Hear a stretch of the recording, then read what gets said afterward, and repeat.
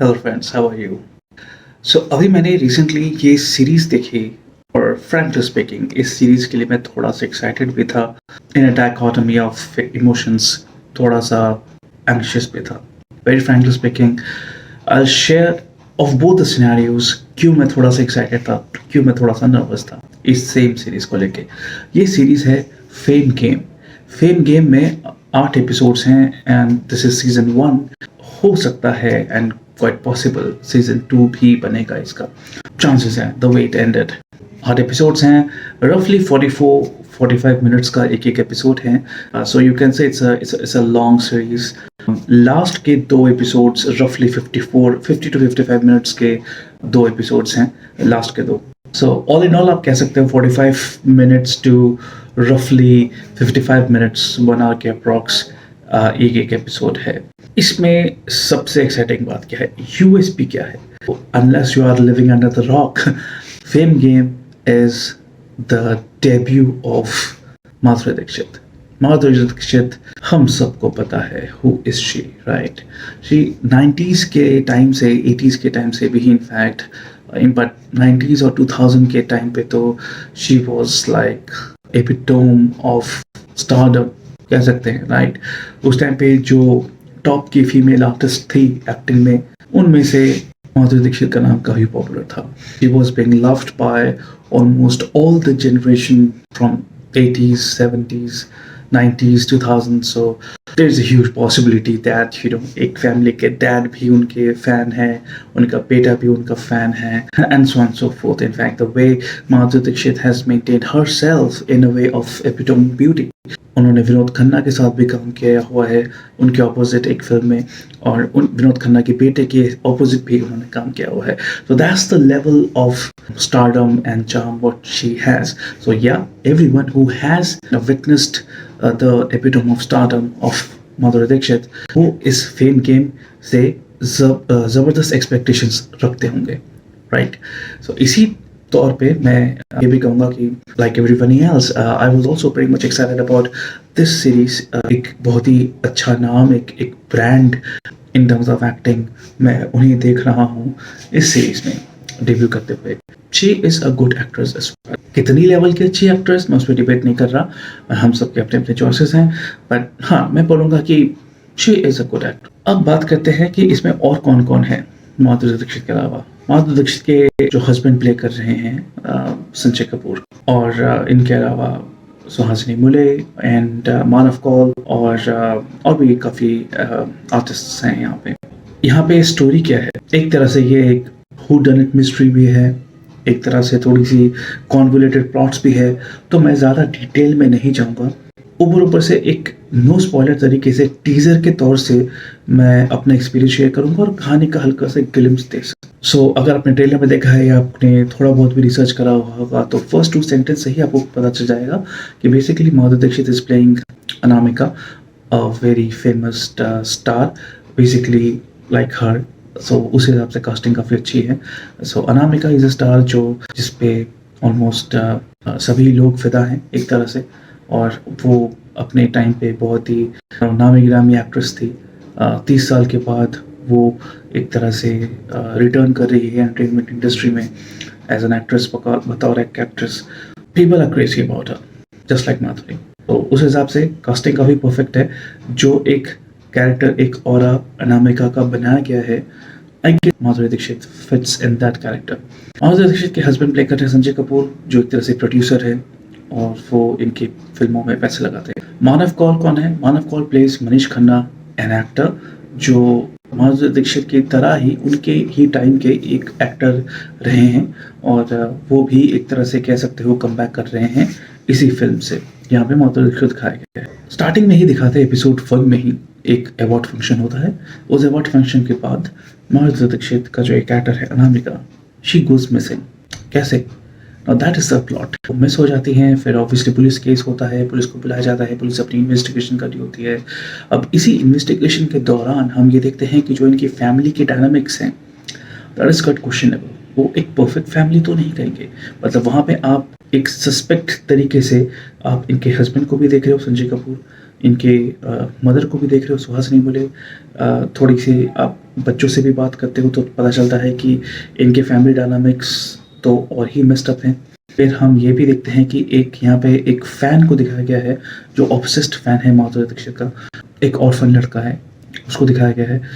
वो क्या कहानी लेके आता है, क्या एंगल लेके आता है इस कहानी में, वो भी एक तरह से कॉन्वोल्यूटेड प्लॉट को और कॉम्प्लेक्स बना देता है। तो आप एक तरह से सोचते रह जाते हो कि यार किस पे शक करे, किस पे शक नहीं करे, बिकॉज आप सभी को एक ग्रे शेड में देख रहे हो, except for I guess the makeup artist.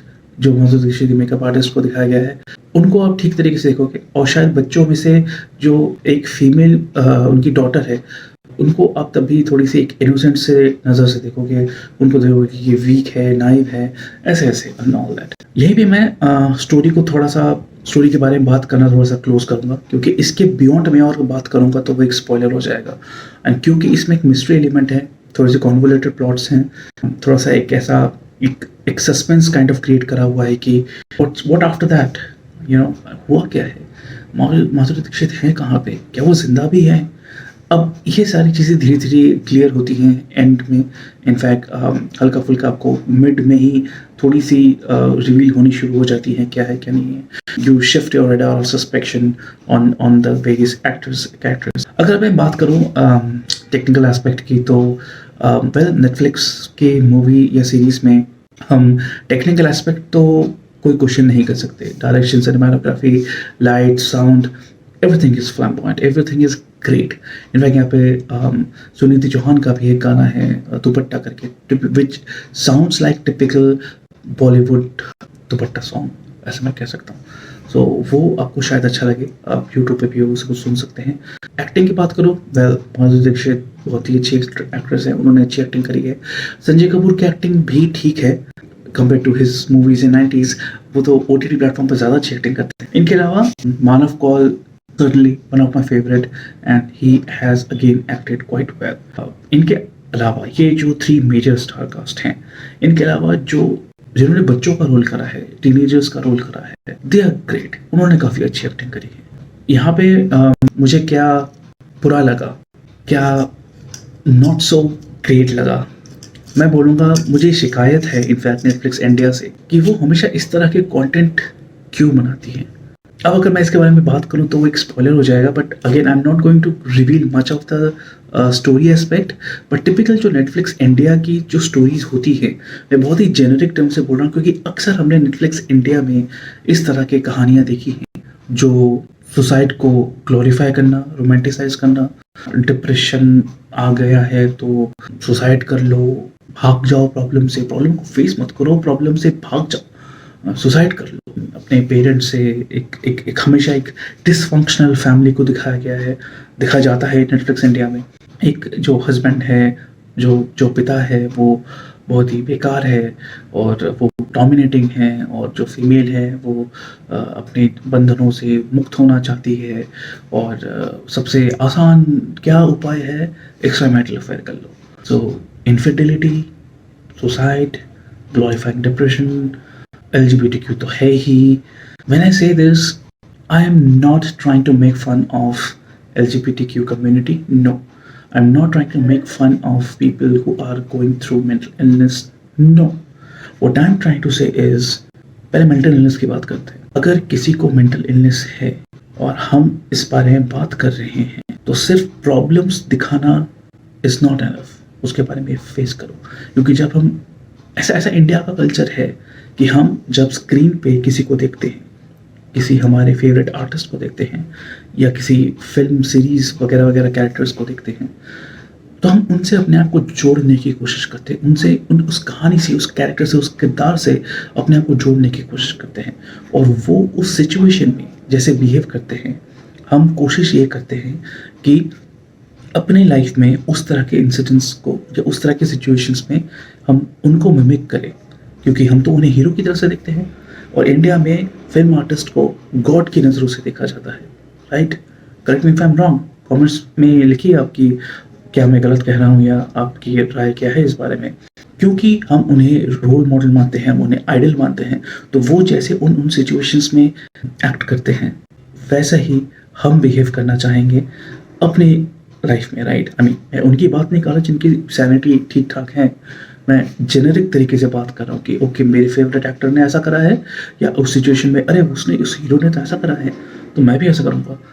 उसमें क्या होता है, जब आपकी डिप्रेशन हुई, नेटफ्लिक्स इंडिया क्या दिखा रहा है, सुसाइड कर लो, अपने पेरेंट्स से लड़ाई कर लो, अगर आप फीमेल हो और आपके पति से नाराज हो, एक्स्ट्रा मैरिटल अफेयर कर लो।